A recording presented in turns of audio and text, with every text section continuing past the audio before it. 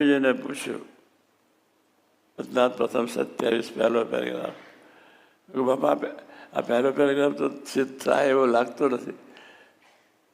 હવે કે સંતોનો યોગ છે એટલે બધું જ થઈ જશે. સંતો સાથેની મૈત્રી વધારજો, તમે અરસપરસ ખૂબ આત્મીયતા વધારજો.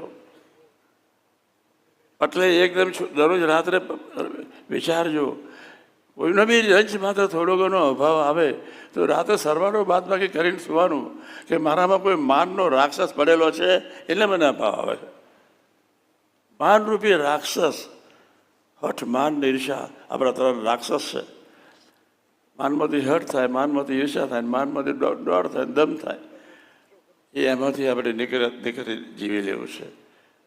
એટલે સ્વામીએ એક સૂત્ર આપી દીધું, સમ સ્વરતભાવ એકતાથી જીવો એટલે હઠ માન ઈર્ષા જાય. ભગવાનને કરતા હરતા માનવાના. કોઈ પણ પ્રસંગે ઘરમાં તમારે તમારા ઘરવાળાને કદાચ જે સમજાય કોઈ ચર્ચાનો વિષય થઈ અરસપરસ વાણી બદલાઈ ગઈ, નપાસ નહીં થવાનું. પ્રભુ આપણા દુશ્મન ન થાય, પ્રભુ આપણું અહિત ન કરે, ક્યારેય નહીં.